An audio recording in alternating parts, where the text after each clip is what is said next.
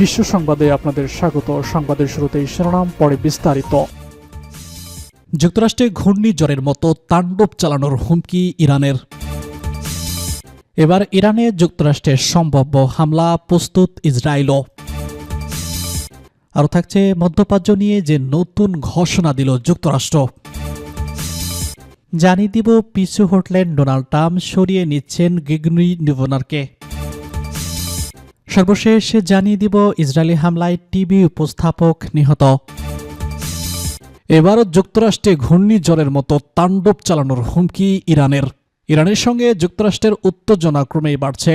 যদিও ট্রাম্পের পক্ষ থেকে তেহরানে হামলা চালানোর মতো কোনো ইঙ্গিত প্রকাশ্যে আসেনি, তবে অনেকেই আশঙ্কা করছেন ইরানের জলসীমায় মার্কিন নৌবহর পাঠানোর অর্থ যে কোনো সময় তেহরানে হামলা চালাতে পারে ওয়াশিংটন। আর এদিকে ইরানও মার্কিন যুক্তরাষ্ট্রকে বারবার সতর্ক বার্তা দিয়ে যাচ্ছে, কোনো ধরনের হামলা হলেই সর্বাত্মক শক্তি নিয়ে পাল্টা হামলা চালাবে খামেনির দেশ। রোববার রাজধানী তেহরানের কেন্দ্রীয় এলাকায় ইনকিলাব স্কোয়ারে একটি বিশাল বিলবোর্ড উন্মোচন করে তেহরান সিটি কর্পোরেশন মূলত যুক্তরাষ্ট্রকে একটি স্পষ্ট বার্তা দিতেই এই পদক্ষেপ নিয়েছে ইরান।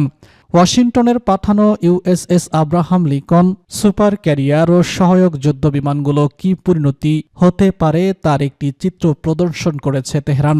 ভিডিও শেয়ারিং প্ল্যাটফর্ম ভিয়াতে এই সংক্রান্ত ভিডিও পাওয়া যাচ্ছে। বিলবোর্ডটিতে একটি রণতরীর উপর থেকে দেখা দৃশ্য প্রদর্শিত হয়েছে, যেখানে ডেকর উপর ধ্বংসপ্রাপ্ত যুদ্ধবিমান পড়ে আছে এবং সমুদ্রের পানিতে বয়ে চলা রক্ত মার্কিন পতাকার আকৃতি ধারণ করছে।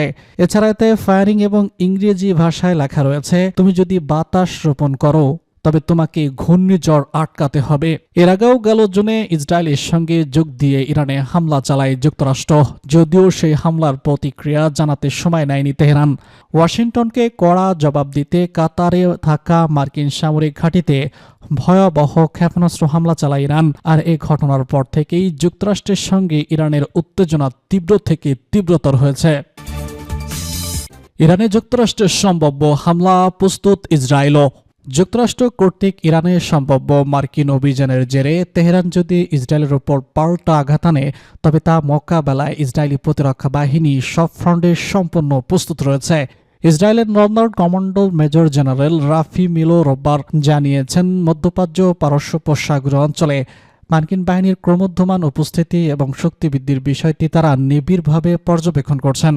চ্যানেল 12 নিউজ কর্তৃক পরিচালিত বক্তব্যে মিলো বলেন, মার্কিন হামলা শুরু হলে ইরান যে ইসরায়েলকে প্রস্তুত করতে পারে সেই সম্ভাবনা মাথায় রেখে আইডিএফ উচ্চ সতর্কবার্তায় রয়েছে। বিশেষ করে লেবাননের সশস্ত্র গোষ্ঠী হিজবুল্লাহ এই সংঘাতে যোগ দিবে কিনা সেদিকেও কড়া নজর হচ্ছে এবং যে কোনো আক্রমণাত্মক জবাব দেওয়ার জন্য প্রস্তুতি রাখা হয়েছে। প্রেসিডেন্ট ডোনাল্ড ট্রাম্প ইতিমধ্যে ইরানকে সতর্ক করেছেন, শান্তিপূর্ণ বিক্ষোভকারীদের হত্যা বা ডগফাঁসি কার্যকর হলে মার্কিন যুক্তরাষ্ট্র সামরিক হস্তক্ষেপ করবে। এয়ারফোর্স ওয়ানে থাকাকালীন ট্রাম্প নিশ্চিত করেছে যে সতর্কমূলক ব্যবস্থা হিসেবে তিনি একটি বিশাল নৌবহর ইরানের দিকে পাঠাচ্ছেন। মার্কিন নৌবাহিনীর কর্মকর্তাদের তথ্যমতে বাহিনী রণতরী ইউএস আব্রাহাম লিঙ্কন এবং তার সঙ্গে থাকা যুদ্ধ জাহাজগুলো বর্তমানে ভারত মহাসাগরে অবস্থান করছে। এদিকে ইরানও সাফ জানিয়ে দিয়েছে, যে কোনো আকারের হামলাকে তারা সর্বাত্মক যুদ্ধ হিসেবে বিবেচনা করবে এবং এর উপর উপযুক্ত জবাব দেবে। এবং যুদ্ধদেহী উপস্থিতির প্রভাবে মধ্যপ্রাচ্যের বিমান চলাচলের ক্ষেত্রে বড় ধরনের অস্থিরতা দেখা দিয়েছে। ইসরায়েলি বেসামরিক বিমান চলাচল কর্তৃপক্ষের প্রধান মুলওয়াক জায়গা বিদেশি এয়ারলাইন্সগুলোকে একটি চিঠির মাধ্যমে সতর্ক করে বলেছেন, এই অঞ্চলটি এখন একটি অত্যন্ত সংবেদনশীল সময়ের দিকে অগ্রসর হচ্ছে। নিরাপত্তা পরিস্থিতি ক্রমাগত স্থিতিশীল হওয়া প্রয়োজন। ইসরায়েলি আকাশ সীমা আবারও বন্ধ করে দিতে পারে বলে তিনি ইঙ্গিত দিয়েছেন। উল্লেখ্য যে 2025 সালের জুন মাসে ইরান ও ইসরায়েলের মধ্যে 12 দিনের যুদ্ধের সময় আকাশ সীমা বন্ধ থাকায় হাজার হাজার মানুষ আটকা পড়েছেন। ইতিমধ্যে আঞ্চলিক অনেক এয়ারফোর্স মধ্যপ্রাচ্যে তাদের ফ্লাইট বাতিল করতে শুরু করেছে। ডাচ এয়ারলাইন্স KLM ঘোষণা করেছে যে পরবর্তী নির্দেশনা না দেওয়া পর্যন্ত তারা তেল আবিব, দুবাই ও রিয়াদের মতো শহরগুলোতে ফ্লাইট পরিচালনা করবে না এবং ইরাক, ইরান এবং ইসরায়েলের আকাশ সীমা এড়িয়ে চলবে। এদিকে এয়ারফ্রন্ট দুবাই তাদের সেবা পুনরায় চালু করলেও রিয়েল টাইমে পরিস্থিতি পর্যবেক্ষণ করছে। তবে ইসরায়েল আল আরাকিয়া এবং ইসরায়েলি এয়ারলাইন্স যাত্রীদের টিকিট বাতিলের শর্ত শিথিল করছে।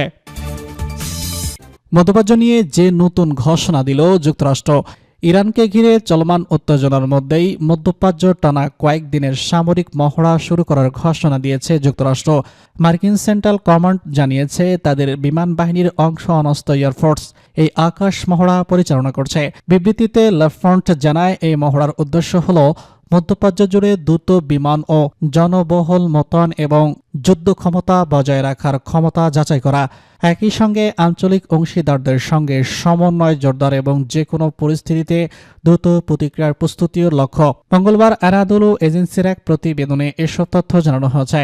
মহড়ায় অংশ হিসেবে মার্কিন বাহিনী একাধিক জরুরি ঘাঁটিতে ছোট, দক্ষ, সহনশীলতাকারী দল মোতায়েন করবে। পাশাপাশি এই মহড়ায় দ্রুত বিমান ওঠানামা এবং লজিস্টিক ক্ষমতাও পরীক্ষা করা হবে। সবক্রমেই স্বাভাবিক দেশগুলোর অনুমোদন এবং বেসামরিক ও সামরিক বিমান কর্তৃপক্ষের সঙ্গে সমন্বয়ের মাধ্যমে পরিচালিত হবে বলে জানানো হয়েছে। এই মহড়ায় একদিন আগেই মার্কিন নৌবাহিনীর বিমানবাহী রণতরী ইউএস আব্রাহাম লিঙ্কন সঙ্গে থাকা জাহাজগুলো মধ্যপ্রাচ্যে পৌঁছায়। এতে করে এই অঞ্চলে যুক্তরাষ্ট্রের সামরিক শক্তি প্রতিরক্ষার সক্ষমতা আরও বাড়বে। পিছু হটেছেন ডোনাল্ড ট্রাম্প, সরিয়ে নিচ্ছেন গজুরি নিভিনুকে। যুক্তরাষ্ট্রের মিনেসোটা অঙ্গরাজ্যের নিভিনুকো অভিবাসী বিরোধী অভিযানের প্রধান এবং রাডার পেট্রোল কমান্ডার গেজুরি নভিনু মঙ্গলবার শহরটি ত্যাগ করেছে বলে ধারণা করা হচ্ছে।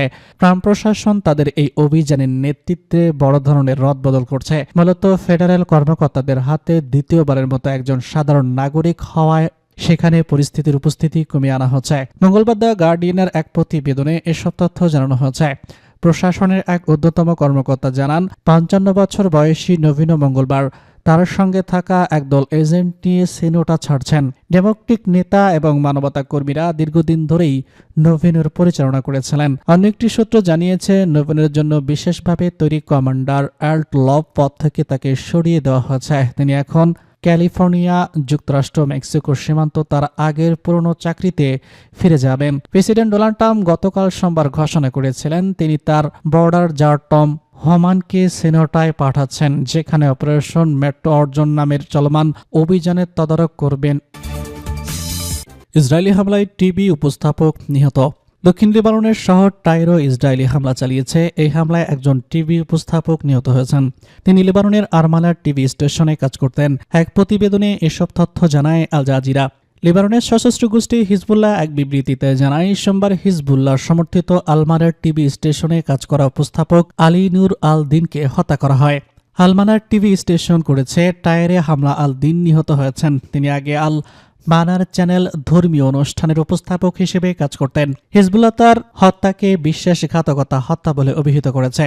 লেবাননের তথ্যমন্ত্রী পল কোরকোস ইসরায়েলি হামলার নিন্দা করেছেন। তিনি ন্যাশনাল মিডিয়া বলেছেন যে এই ধরনের হামলা সাংবাদিক বা মিডিয়া ক্রুদের কাউকেই রেহাই দিচ্ছে না।